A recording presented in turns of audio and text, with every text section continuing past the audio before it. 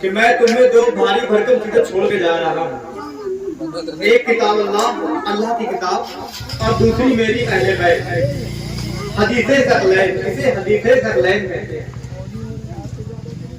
اس حدیث پر میں نے جس شخص کو عمل کرتے ہوئے دیکھا اس کا نام پیر محمد، کیونکہ لوگ عبادتیں تو کرتے ہیں، نماز بھی پڑھتے ہیں، روزہ بھی رکھتے ہیں، زکات بھی دیتے ہیں، لیکن اہل بیت سے دور ہے، اہل بیت سے دور ہے۔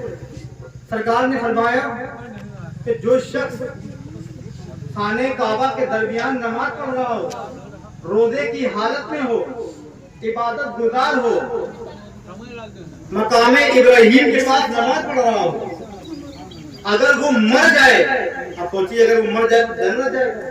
سرکار نے فرمایا کہ اگر وہ مر جائے اس کے دل میں رائی کے برابر بھی میری اہل بیت کے لیے بغض ہوا، وہ سیدھا جہنم میں جائے گا۔ یعنی کہ ہمیں عبادتیں دیکھ کر یہ اندازہ نہیں لگانا چاہیے کہ یہ شخص کیا ہے، مومن ہے کہ منافق ہے۔ منافقت نماز پڑھتی ہوئی بھی آ سکتی ہے، روزہ رکھتی ہوئی بھی آ سکتی ہے۔ کربلا کے موقع پر کیا تھا؟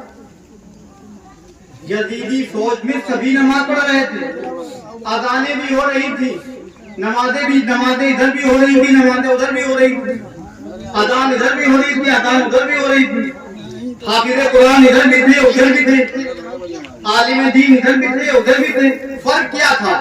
تو یہ جب فرق کو ہمیں تلاشنا پڑا تو خواجہ صاحب کا ایک شعر یاد آیا، دین است حسین۔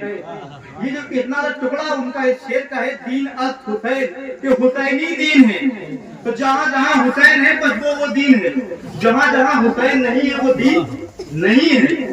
تو یہ ہمیں پیمانہ خواجہ خواجگان حضرت خواجہ معین الدین چشتی رحمۃ اللہ علیہ سے ملا کہ ہم پہچان لیں کہ اگر حسین حسین کرنے کا اس کا منہ بن رہا ہے تو پھر لاکھ عبادت کرتا ہو اس کی عبادت فضول ہے، لاکھ نمازیں پڑھتا ہو اس کی نماز فضول ہے، کیونکہ اہل بیت کی محبت ایمان کا حصہ ہے۔